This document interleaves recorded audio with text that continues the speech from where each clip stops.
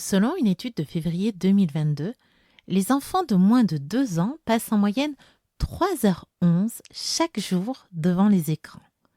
1h22 devant la télévision, 44 minutes sur un smartphone, 34 minutes sur une tablette, 17 minutes sur un ordinateur et 14 minutes sur une console. 3h11 pour les enfants de moins de 2 ans. Alors c'est pourquoi lundi dernier, une proposition de loi a été déposée à l'Assemblée par 2 députés LR, Annie Genevard et Antoine Vermorel-Marquet, qui souhaitent que les enfants de moins de 3 ans ne soient plus exposés aux écrans numériques lorsqu'ils sont gardés en crèche ou par une assistante maternelle. Alors oui, l'utilisation des écrans est un sujet important qui soulève beaucoup d'interrogations et surtout dans la parentalité. Alors depuis des années, on entend que la surexposition aux écrans entraîne des effets nocifs. Je ne vais pas revenir là-dessus parce que je sais très bien que tu es très informé et que tu as énormément d'informations sur ce sujet. Je sais aussi que tu fais extrêmement attention. Je vois les mamans que j'accompagne qui peuvent stresser ou culpabiliser parce qu'elles vont mettre leur enfant devant un petit dessin animé, le temps d'aller faire quelque chose dans la cuisine, d'aller prendre une douche ou tout simplement pour souffler un petit peu.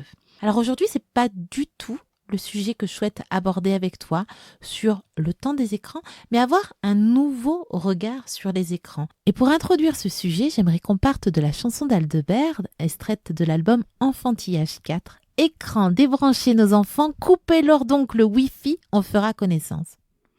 Et oui, si en fait le vrai problème, c'était pas finalement le lien qui est rompu entre les parents à cause des écrans.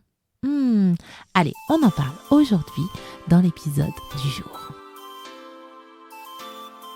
Bienvenue dans Maman Sème, le podcast qui cultive le bonheur familial. Je suis Laetitia Hervy, semeuse de bonheur familial et une maman comme toi. Ici, nous allons aborder des moyens de s'épanouir dans notre rôle de mère et de femme, tout en éduquant nos enfants sans s'épuiser ni s'énerver. Seule ou avec mes invités experts, nous aborderons ensemble une multitude de sujets, de la parentalité à la gestion de la charge mentale, de l'épanouissement à l'organisation, en passant par le développement personnel. Alors si tu recherches des astuces pour une parentalité heureuse, tu es au bon endroit. Alors chère maman semeuse, installe-toi confortablement et prépare-toi à t'aimer pour semer. Alors j'imagine que tu connais les balises pour encadrer l'usage des écrans.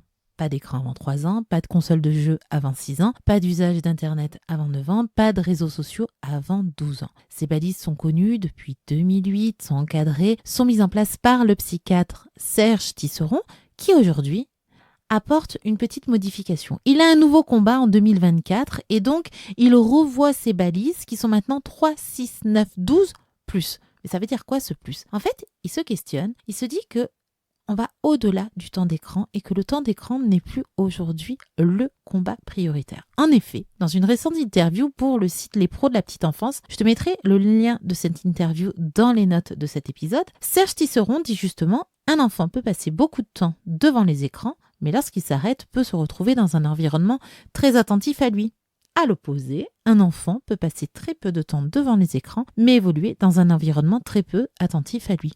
Tu vois, c'est un petit peu comme quand on passe une journée complète avec son enfant, on est en fait en présence H24 avec son enfant, physiquement, mais peut-être dans le temps de qualité dans les 24 heures, on n'aura pas eu les 24 heures de temps de qualité avec son enfant. Et en soi, c'est totalement normal de ne pas avoir 24 heures de temps qualitatif avec son enfant, mais il se peut qu'il n'y ait pas du tout de temps qualitatif avec son enfant. Et c'est ça en fait qui questionne aujourd'hui Serge Tisseron. C'est-à-dire que oui, il y a l'usage des écrans, mais il y a aussi tout ce qu'on fait autour et tout ce lien d'attachement qu'il y a autour des écrans et ce qu'il y a dans la famille et qu'il y a pour l'enfant. Et c'est là aujourd'hui qu'on se questionne et c'est là que les chercheurs aussi viennent apporter des modifications et surtout des apports par rapport à tout ce qu'ils ont pu dire sur l'usage des écrans et le temps d'écran.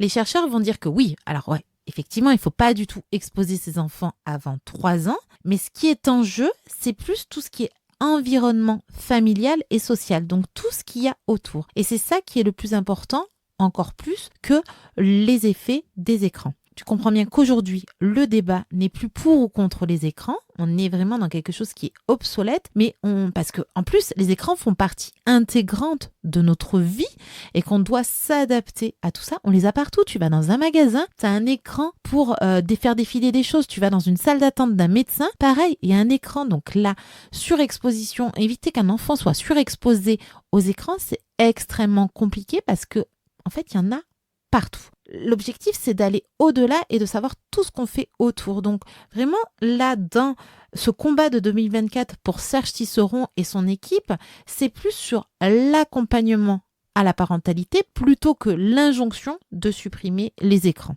Alors, comme je te l'ai dit, oui, les écrans sont partout dans le quotidien et en même temps, nous, en tant que parents, on utilise beaucoup les écrans.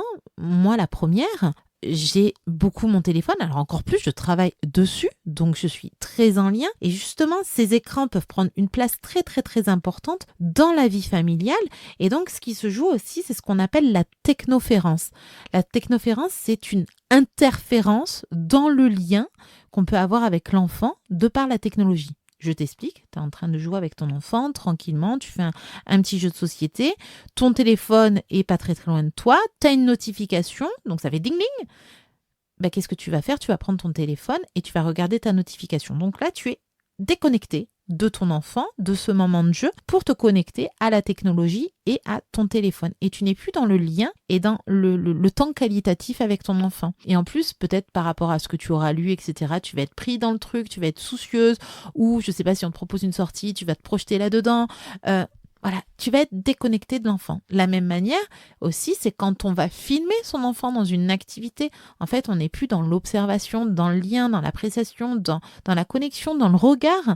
On est en train de regarder un écran et c'est totalement différent. Et là, en fait, il manque tout ça, ce lien-là. Il y a donc cette première partie, l'usage que l'on donne à l'enfant, aux écrans, et nous, aussi l'usage qu'on fait de nos propres écrans. Si je reviens sur la première partie, l'usage que l'on fait des écrans, effectivement, ça prend beaucoup de place. On voit par exemple des enfants dans les restaurants qui sont sur les écrans, alors que c'est un repas familial. Et là, en fait, dans un repas familial, on est vraiment dans les liens, dans les temps qualitatifs, dans la conversation. Là, en fait, ce que cherchent les parents, ils cherchent à être tranquilles, ils cherchent à arrêter l'enfant dans... peut-être dans ce qu'il est, dans ses interactions, peut-être dans du bruit qu'il va faire. Et donc, dans le besoin de tranquillité, de ne pas déranger peut-être aussi les autres, on va lui coller un téléphone, alors que peut-être qu'il faut prévoir des jeux, etc. Et surtout, être en connexion avec lui. Il y a quelque temps, je me suis baladée en ville et j'ai vu une petite fille qui était dans sa poussette et qui était avec sa tablette, en train de regarder un dessin animé. Alors que là, à un moment de balade en poussette, en fait, il peut se passer plein de choses, plein d'interactions. On peut dire, tiens, regarde l'oiseau qui est en train de voler, surtout dans le centre-ville d'Aix, regarde la fontaine, l'eau qui coule, etc. Tu entends le bruit. Là aussi, on vient en lien avec l'enfant et on vient lui apporter des connaissances, du vocabulaire. Et donc, ce qui est important, c'est effectivement ce lien d'attachement. Et les écrans, aujourd'hui, nous déconnectent de notre rôle familial, de ce lien, de cet apport qu'on pourrait avoir. Et c'est pour ça, je pense qu'aussi c'est intéressant de se questionner de la place des écrans en tant qu'assistante maternelle et dans les crèches, même si c'est un boulot, et logiquement comme tout boulot, il ne devrait pas y avoir justement d'écran et d'être vraiment dans cette disponibilité, donc corporelle et mentale face à l'enfant. On est bien d'accord qu'il y a des moments, en fait, on a besoin de pause et d'avoir un usage qui soit modéré. Et c'est ce qu'il est en train de dire, en fait. C'est-à-dire qu'il se passe plein de choses à côté et l'objectif, c'est d'accompagner son enfant aussi sur toutes ces autres choses et pas utiliser tout le temps l'écran, soit pour l'enfant, soit pour nous, et d'être totalement déconnecté de tout ça. Pourquoi, en fait, aujourd'hui, je te parle de ce sujet-là? C'est parce qu'en fait, il y a quelques jours, j'ai partagé une publication sur Internet, sur Instagram, où justement, je parlais de mon rapport aux écrans dans notre famille. Sujet que j'évoque très rarement parce que justement, il peut y avoir cette injonction à pas du tout d'écran, alors que chez nous, c'est pas du tout ça. Et honnêtement, la peur du jugement, la peur aussi d'être, entre guillemets, mal vue comme accompagnante parentale, c'est un sujet que je n'évoquais pas du tout. Et en même temps, je suis très au clair avec ça. Et puis là, ces nouvelles ce nouveau questionnement de Serge Tisseron me fait dire que, ah bah ouais, en fait, je pense que c'est important de partager aussi ma vision des choses. J'ai partagé tout ça sur Instagram et j'ai vu qu'il y avait des questionnements, qu'il y avait une interrogation. Donc je me suis dit, tiens, ça pourrait être sympa en fait de faire cet épisode de podcast. Donc moi, je vais te parler un petit peu de l'usage des écrans dans ma famille. Mais pour ça, j'ai envie qu'on revienne un petit peu en arrière et comment ça se passait pour moi. Alors déjà, il faut déjà savoir que moi, je suis issue de la génération Club Dorothée. Donc génération Club Dorothée, c'était le mercredi après-midi, voire toute la journée devant la télévision. Il faut savoir que mes parents bossaient, donc j'étais vraiment seule devant la télévision à regarder le Club Dorothée. C'était ce moment où, en fait, c'était ma nounou Dorothée, et c'était aussi ce moment où bah ouais, j'avais ce lien d'attachement. Et ça, je pense que c'est important de le voir, de l'entendre, parce que c'est encore le cas aujourd'hui. En fait, les écrans nous apportent ce lien-là, cet attachement-là. Ça a continué après pour moi, où quand en fait je rentrais chez moi, donc avant d'avoir des enfants, où je mettais la télévision. Avoir besoin de ce bruit ambiant, cette présence, ce côté qui fait du bien. Après, quand je suis devenue maman, non, j'en avais un peu marre, je voulais justement le silence et j'ai arrêté très très rapidement la télévision en tant que personne ambiante.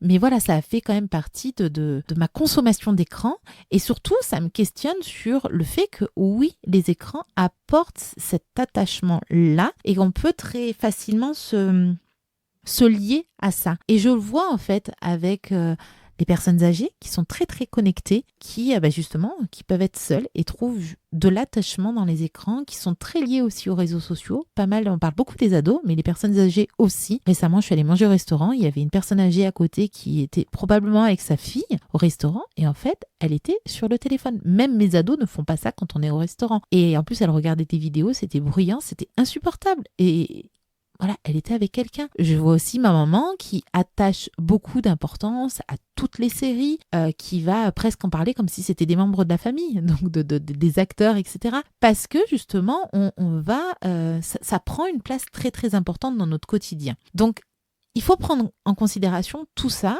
et ce pourquoi aussi on va s'attacher aux écrans. Donc, ce fameux lien d'attachement. Et ce que ça apporte, il y a aussi ce côté un peu cet effet dopamine, plaisir, ça fait du bien et c'est pour ça qu'on va aller sur les écrans. C'est pour ça qu'on va s'accrocher à tout ça.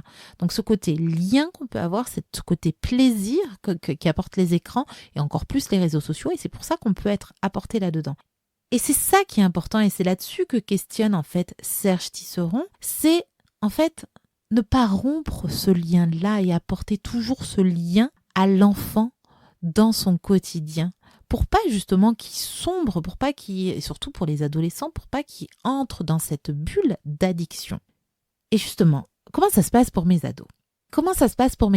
Mes ados, en fait, justement, il n'y a pas de limitation d'écran aujourd'hui. Il y en a eu quand ils étaient plus petits. Alors déjà, quand ils étaient tout petits, ils avaient la possibilité de pouvoir regarder la télévision le matin, donc de prendre le petit déjeuner devant la télévision, de s'habiller, etc. Jusqu'au moment où j'ai fait ma formation d'accompagnante parentale, où là, en fait, j'ai rencontré des personnes qui n'avaient pas du tout de télévision chez elles. Et moi, j'aime beaucoup, en fait, me questionner, réfléchir. Et ça m'a fait un peu réfléchir sur notre consommation d'écran. Et là, je me suis dit, non, le matin, je suis pas trop OK. Donc, on a arrêté, en fait, l'usage des écrans le matin. Donc, ça fait plus de 10 ans, en fait, qu'il n'y a plus de télévision les matins d'école. Et là, on se consacre à autre chose. Donc, c'est prendre le temps de se réveiller, prendre le temps de prendre un petit déjeuner en famille, de jouer s'il y a besoin, jouer ensemble si c'est possible. En ce moment, c'est un peu compliqué parce que je suis un petit peu serrée au niveau timing. Mais voilà, ça a été possible à certains moments. Donc, voilà, ça a été une des restrictions. Ensuite, il y a eu le moment du téléphone.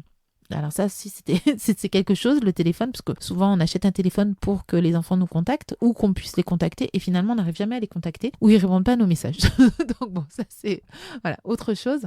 Mais il y a eu restriction là dans le sens où au démarrage, ils avaient un téléphone qui était très très limité au niveau du forfait. Ils n'avaient pas trop de possibilités de se connecter en 4G, donc c'était uniquement connexion Wi-Fi, donc uniquement à la maison. Et puis également, comme on était tous en iPhone, donc sur Apple, j'avais un peu la main sur leur téléphone et je pouvais mettre des limitations au niveau du temps des applications et également du temps d'écran où le soir, alors je ne sais plus quelle heure c'était, 21h, 21h30, hop, l'écran en fait c'était verrouillé. Ça, je crois que c'est possible avec des applications pour mettre sur les écrans, sur les téléphones de vos enfants. Mais bon, Ils sont malins, ces enfants, et ils trouvent toujours des petites choses pour aller à l'encontre de tout ça. Et tant mieux, hein, en fait. Donc, c'est pas très, très fiable. Par exemple, un enfant qui n'a pas la 4G, à l'extérieur, il va demander une partage de connexion à un copain. En fait, il trouve toujours des solutions. Les interdits, surtout à l'adolescence, c'est pas ce qui est le socle le plus important.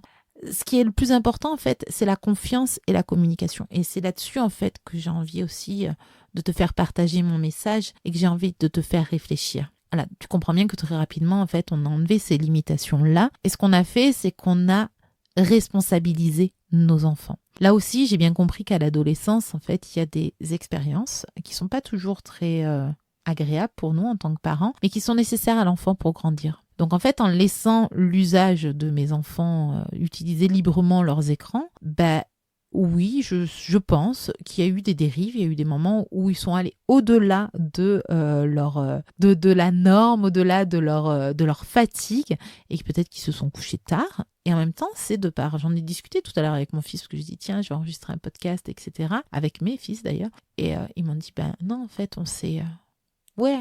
On voyait qu'on était fatigués, donc du coup, on fait attention.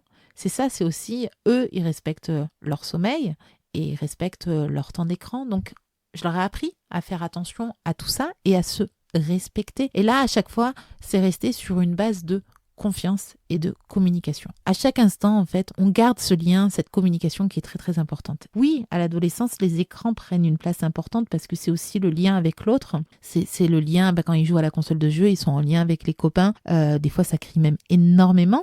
Donc, il faut plus les calmer là-dessus. Mais voilà, c'est vraiment le lien. Et c'est aussi... Il y a des avantages. Moi, mes enfants ont parlé anglais, voilà, pour jouer avec des personnes étrangères. C'est aussi avec les... Alors, je ne saurais pas le nom exact, mais quand en fait, on est la personne qui va être un peu dans le combat, voilà, ça apprend, ça augmente les réflexes et ça c'est top. J'avais vu un reportage sur LCP aussi qui montrait que justement le cerveau maturait plus vite. Alors est-ce que c'est une bonne ou une mauvaise chose? Ils n'étaient pas en capacité de pouvoir le dire, mais au niveau des réflexes, en fait, ces jeux-là reprennent des exercices qu'on fait faire dans les maisons de retraite pour augmenter les réflexes. Donc il n'y a pas que du mauvais pour les écrans, il y a du bon aussi, c'est juste quand l'usage n'est pas encadré et surtout que l'usage n'est pas... qu'il n'y a rien autour, il n'y a plus rien. Et nous, en fait, on a toujours gardé ce lien, cette communication et rentré dans leur univers. À quoi tu joues, qu'est-ce que tu fais, qu'est-ce que tu regardes, et vraiment des échanges. J'ai de la chance aussi d'avoir un mari qui joue, alors moins maintenant, mais quand on était plus jeune, il jouait beaucoup plus. Un mari gamer qui connaît un peu les jeux, qui s'intéresse, donc qui a pu poser des questions, voilà, qui parlait des jeux, etc. et qui a même joué avec eux sur tout ce qui est jeux vidéo de voiture, et ça a créé des liens très forts avec ses fils alors qu'ils étaient plutôt en conflit, et ça a permis de les ressouder. Donc c'est vraiment ça, c'est se mettre en lien, partager un temps ensemble. Les écrans peuvent être vraiment aussi des bonnes choses. Et c'est ça en fait qu'on a toujours gardé dans la famille, des liens, voilà, partager les repas ensemble, communiquer. C'est vraiment très très très important pour nous et pour moi. Et du coup, en fait, comme il n'y a pas aussi ce côté interdit et cette liberté de prendre les choses quand on a envie, il n'y a pas ce côté vite je profite, je prends ma dose parce que je sais que ça va être interdit après, ou ce côté aussi où on va cacher, où on va pas dire les choses. Voilà, quand en fait il y a la communication, le respect, en fait c'est clair. Voilà, dans les deux sens, alors que si en fait il y a des interdits, ils vont contourner et on va pas savoir. Et à l'adolescence, c'est très très très important de garder la communication et surtout face aux expériences qu'ils peuvent faire. Donc là en fait, ils cachaient rien du tout et oui, il y a eu des jours où il y a eu énormément de doses de temps d'écran et puis je me suis rendu compte qu'avec les deux enfants, ils se détachent tranquillement de ça. Le grand, ouais, c'est fait. Et bien sûr, il y a encore des temps d'écran, etc. Mais il va sortir, il va retrouver un pote pour aller faire du vélo, il va passer du temps avec sa chérie, il va aller se promener en ville, aller au ciné, etc. Et puis là, le cadet, donc il va avoir 15 ans, de nouveau, il se remet à sortir. Donc là, justement, il n'avait pas cours cet après-midi, il m'a demandé de l'emmener au skatepark. Voilà. Des moments comme ça où il décroche, où il se reconnecte physiquement aux copains. Parce que aussi, voilà, il y a il sait que quand il reviendra, c'est ok. Donc, il n'y a pas ce côté, hop, je prends ma dose. Donc, voilà, moi, j'avais vraiment envie de partager ça, ce côté, en fait, temps illimité, qui fait, pour mes ados, qui fait que ça ça se passe bien et surtout ils apprennent à se respecter en tant que personne et dans leur sommeil, etc. C'est des ados qui sont aussi extrêmement confiants, qui sont épanouis et ça en fait les personnes autour de nous le disent, donc c'est rassurant et puis on le voit et voilà, sincèrement on n'a pas connu de crise, de grosses crises d'adolescence, de conflits parce qu'on est toujours allé justement dans cette communication, dans cette écoute et dans l'autorisation d'expérience. Comment ça se passe pour mon plus jeune ? Là aussi en fait il n'y a pas de limitation, il n'y a pas de règle établie en fait en disant tu as droit à une demi-heure de temps d'écran par jour avec le timer, etc. Ça a été le cas pour les plus jeunes, ça me stressait énormément d'ailleurs. Et là non en fait pareil, il apprend à gérer et même de lui-même des fois il voit qu'il en a marre donc il arrête. Et puis c'est pas un enfant, justement je pense aussi dans le fait qu'il n'y ait pas de limitation, qui va s'installer, s'asseoir sur le canapé et regarder sans presque cligner des yeux un écran. Non, c'est un enfant justement qui s'il regarde, je sais pas, en ce moment, il regarde beaucoup les Ninjago et justement, il va aller chercher ses petits personnages Lego et il va aller jouer les scènes de Ninjago. En fait, il va regarder d'un œil le dessin animé, mais il va surtout les jouer les scènes. Et puis quand je lui dis, voilà, là c'est le dernier dessin animé, t'arrêtes. Oh ouais, ok, il arrête et ensuite après il continue de jouer. En fait, j'ai l'impression quand même que les écrans, ces jeux-là, sont pour lui des lanceurs de jeux et de créativité. Pour la console de jeu, pareil, il s'en lasse très très vite et il passe à autre chose, voilà. Et on m'a dit, mais moi, mon enfant, en fait, quand je lui dis que c'est fini, il y a des frustrations, c'est compliqué, etc. Oui, effectivement, il peut y avoir des frustrations. Je dis pas que tout le temps, ça se passe bien, mais dans la plupart du temps, ça se passe bien pour nous. C'est juste aussi être en accord avec son propre choix en tant que parent. Qu'est-ce que je décide, moi, réellement ? Qu'est-ce que je souhaite pour mes enfants ? Et à partir du moment où il y a un non qui rentre dans votre cadre, donc c'est-à-dire dans vos règles du jeu, ce que vous avez établi ensemble, il faut accueillir la potentielle frustration. Il va exprimer qu'il n'est pas content. Et c'est OK. Mais à partir du moment où vous êtes OK sur les règles, ça va, quoi. Il faut juste l'accompagner. Mais ouais, je comprends bien que tu es frustré. Tu as le droit parce que j'imagine que tu étais bien en train de t'amuser. Dis-moi à quoi tu étais en train de jouer. Et puis demain, tu vas reprendre ce jeu-là. Qu'est-ce que tu vas faire, etc. Ou ce dessin animé. Discuter de tout ça. Discuter de ce qu'il est en train de faire. Voilà. Juste accompagner. Et je pense qu'aussi, alors oui, effectivement, on est d'accord. On va pas frustrer les enfants pour les frustrer. Mais c'est important de temps en temps, surtout quand c'est en cadre, en lien avec les règles, avec le cadre, d'accompagner la frustration. Si en fait on n'est pas OK et qu'on refuse et qu'on dit non, finalement pas d'écran et je sais pas, etc. Là, il est un petit peu déstabilisé et il sait pas en fait comment vivre cette frustration-là. C'est important que toi, tu te questionnes sur ton positionnement, sur ce que tu souhaites, sur pourquoi. Enfin, il y a plein de questions là qui vont faire que tu seras beaucoup plus aligné et que tu vas pouvoir du coup exprimer ta règle, ta consigne et accompagner, faire vivre cette frustration avec beaucoup de bienveillance et d'accompagnement et de chaleur. Pareil aussi, quand il y a eu cet échange sur les réseaux sociaux, on m'a dit « Ouais, mais moi, mon enfant, non, je suis interdit la console de jeu parce qu'il a un trouble de l'attention et que c'est compliqué pour lui après, quand il y a des challenges, quand il y a... Voilà, il s'agace très très vite, etc. » Alors, je ne suis pas formée sur les troubles de l'attention. Je pense que j'ai des enfants atypiques, dont un hypersensible, donc qui a tendance à s'énerver très très vite, qui a tendance à s'agacer, à être justement dans la sensibilité quand il perd.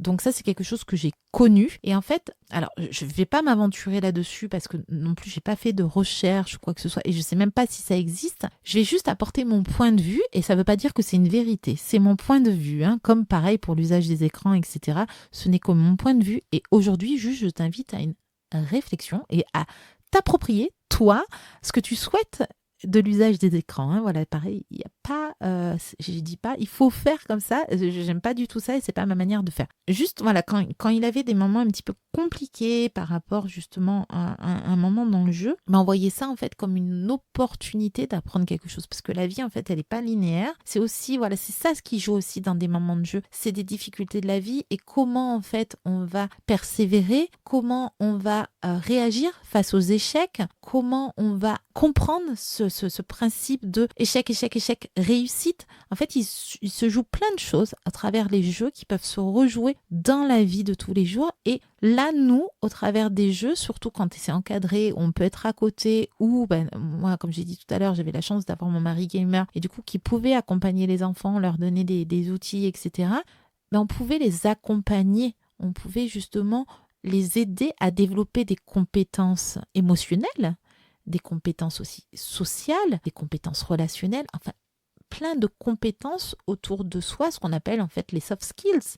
Moi, voilà, je vois que par l'intermédiaire des jeux, on peut aider à ça. Mais comme j'ai dit, ce n'est pas une vérité et c'est vraiment adapté à votre enfant. Alors oui, c'est très embêtant pour eux de perdre, c'est très embêtant de recommencer. Et il peut y avoir des crises, des cris, etc.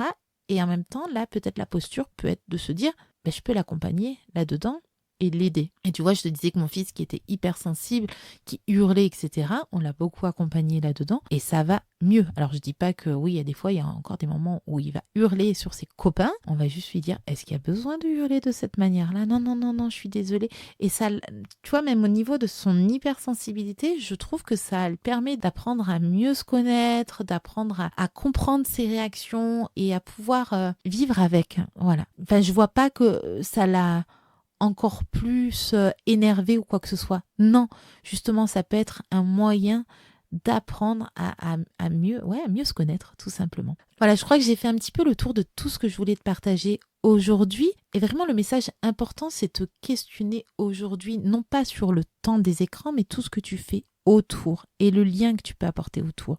On culpabilise tellement, tellement, tellement de mettre un petit dessin animé alors que des fois, on peut souffler. Et surtout, moi, je vois les mamans que j'accompagne, en fait, elles font tellement de choses, tellement d'activités que c'est bon, quoi. Le lien, en fait, il est nourri et lâche-toi la grappe et enlève-toi cette culpabilité. Et justement, dans l'interview, là, sur les pros de la petite enfance, il y a un moment, Serge Tisseron qui dit j'ai régulièrement des témoignages de mamans solo qui avouent laisser leur bébé devant la télévision pour s'occuper d'elle et qui me disent c'est mal.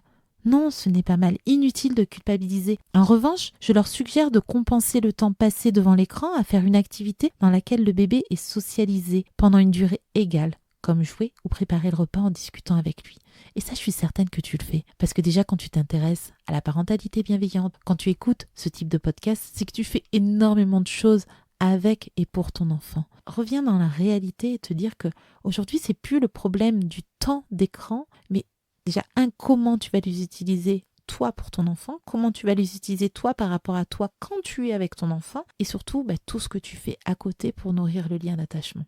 Et comme je te l'ai dit, moi je vois mes ados, en fait le lien a toujours été là. Et c'est pas des enfants qui se sont mis de la bulle dans les réseaux sociaux, qui se sont mis justement dans les écrans pour venir chercher cet attachement qu'ils n'auraient pas à la maison, parce qu'en fait, ils l'ont. Donc c'est pour ça qu'ils ne sont pas accros aux écrans. Parce que l'attachement dont l'enfant et l'être humain a besoin, en fait, ils l'ont.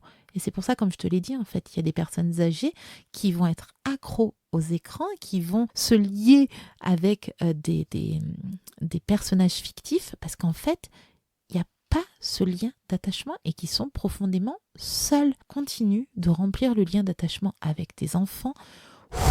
Enlève-toi cette pression, cette injonction au stop écran parce que aujourd'hui, on revient là-dessus, les chercheurs reviennent là-dessus et en fait, c'est d'autres choses qui se jouent et c'est pas uniquement le temps d'écran, mais on est bien d'accord, pas d'écran avant 3 ans. On limite quand même l'usage, je ne sais pas ce que je suis en train de te dire, mais on accompagne tout ce qu'il y a autour.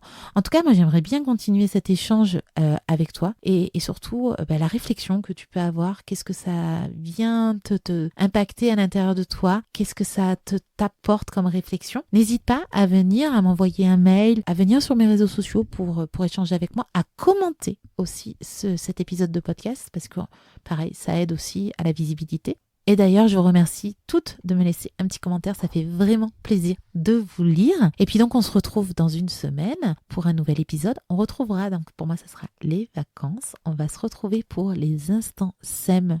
Tu sais, c'est les petits épisodes où les expertes que j'ai déjà invitées partagent leurs 10 astuces pour être des mamans totalement épanouies et justement nourrir les liens avec leurs enfants. Des épisodes courts et je sais que vous les aimez ces épisodes-là. Donc voilà, dès la semaine prochaine, on retrouvera l'instant SEM avec 2 épisodes et puis après les vacances, début mai avec des nouveaux épisodes interviews et des épisodes solo. Voilà, des chouettes thématiques à venir. J'ai hâte de t'en dire plus.